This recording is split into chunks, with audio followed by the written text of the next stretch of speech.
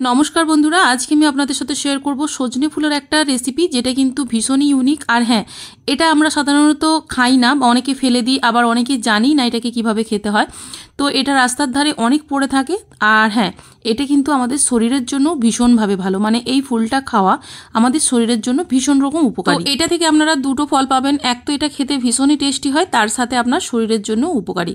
তো চলুন চটপট করে আজকের এই রেসিপিটা দেখে নিই। তো দেখুন, এখানে আমি এক মুঠো সজনে ফুল নিয়ে এটাকে ভালো করে ধুয়ে নিয়েছি, আর ওর মধ্যে দিয়ে দিচ্ছি টমেটো কুচি, তার মধ্যে দিচ্ছি গাজর কুচি, আর দিচ্ছি ধনেপাতা কুচি। আর হ্যাঁ, এর মধ্যে আরও একটা জিনিস দিচ্ছি, সেটা হচ্ছে মটরশুঁটি। আপনারা এখানে পেঁয়াজ কুচি এবং কিছু রসুন কুচিও যোগ করতে পারেন। এর মধ্যে এবারে যোগ করছি মশলা। প্রথমেই দিয়েছি ধনে জিরে গুঁড়ো, আর দিয়েছি 1 চামচ পরিমাণ লঙ্কার গুঁড়ো, আর দিচ্ছি এখানে আমি হলুদ গুঁড়ো, এটা দিচ্ছি 1 চামচ পরিমাণ। গুঁড়ো লঙ্কা খেতে না চাইলে আপনারা চাইলে কিন্তু কাঁচা লঙ্কাকেও কুচি কুচি করে কেটে এখানে যোগ করতে পারেন। তো দেখুন, এরপরে দিচ্ছি সেটা হচ্ছে লবণ। পরিমাণ মতো এখানে লবণটা দিয়ে দিচ্ছি। বন্ধুরা, এটা কিন্তু বাচ্চাদের জন্য ভীষণই ভালো, মানে ভীষণই উপকারী। বাচ্চা থেকে বড় প্রত্যেকের জন্যই উপকারী, তবে হ্যাঁ, বাচ্চাদের জন্য ভীষণই ভালো। তাই আপনারা অবশ্যই বাড়িতে একবার ট্রাই করে দেখবেন। তো দেখুন, এরপরে যেটা যোগ করছি সেটা হচ্ছে বেসন। এখানে আমি 1.5 কাপ বেসন দিয়েছি, আর তার মধ্যে দিয়েছি 1 চামচ পোস্তদানা। এরপর এর মধ্যে অল্প পরিমাণ জল দিয়ে এটাকে মাখিয়ে নিয়ে এটার একটা পেস্ট বানিয়ে নিতে হবে। তবে হ্যাঁ, এটা কিন্তু খুব বেশি থিক করাও যাবে না, আর খুব বেশি একদম পাতলাও করা যাবে না। তো জলটা একসঙ্গে অনেকটা পরিমাণ না দিয়ে আপনারা অল্প অল্প করে জলটা দেবেন।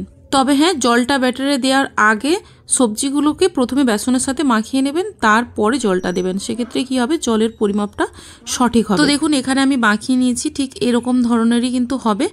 এরপরে যেটা আছে, একটা তাওয়া বসিয়ে নিয়ে তেল গরম করে নিতে হবে। আর হ্যাঁ, তেলটা কিন্তু খুব বেশি হাই টেম্পারেচারে থাকলে হবে না। গ্যাসের ফ্লেমটা লো টু মিডিয়াম রেখে দেখুন, যেভাবে আমি দিচ্ছি পকোড়াগুলো ঠিক সেমভাবে কিন্তু দিয়ে দিতে হবে। দিয়ে এটাকে একদম মানে ফ্লেমটাকে লো রেখে এটাকে ভেজে নিতে হবে। আপনারা যদি এটাকে কম অয়েলে ভাজতে চান, সেক্ষেত্রেও কিন্তু আপনারা কম অয়েল দিয়ে জাস্ট এটাকে বড়ার মতো করেও ভেজে নিতে পারেন। ভাতের সাথে খেতে দুর্দান্ত লাগে, অবশ্যই বাড়িতে একবার বানিয়ে দেখবেন।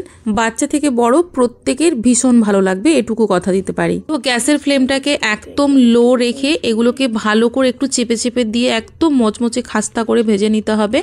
আর হ্যাঁ, এটা করতে মোটামুটি 5 থেকে 7 মিনিট মতন সময় লাগে, এর বেশি সময় লাগে না। তো দেখুন, এখানে আমার একটা সাইড মোটামুটি ক্রিস্পি হয়ে গেছে। আমি ঠিক যেভাবে ছান্তা দিয়ে একটু করে চেপে দিচ্ছি, আপনারা এটাকে একটু করে চেপে দেবেন, তাহলে এটা আরো বেশি ক্রিস্পি হয়ে যাবে। দেখুন, এখানে পকোড়াগুলো আমার একদম ভাজা কমপ্লিট। এগুলো আপনারা এমনি মুখেও খেতে পারেন, অথবা মুড়ির সাথেও খেতে পারেন। আর হ্যাঁ, ভাতের সাথে দুর্দান্ত লাগে। তো দেখুন কতটা ক্রিস্পি হয়েছে বন্ধুরা, খেতে ভীষণ টেস্টি। অবশ্যই আপনারা একবার বানিয়ে দেখবেন। আর তার সাথে বলেছি না, শরীরের জন্য ভীষণ হেলদি। ভিডিওটা কেমন লেগেছে জানাতে একদমই ভুলবেন না। ভালো লাগলে অবশ্যই কিন্তু লাইক, কমেন্ট, শেয়ার, সাবস্ক্রাইব করে পাশে থাকবেন। বাই।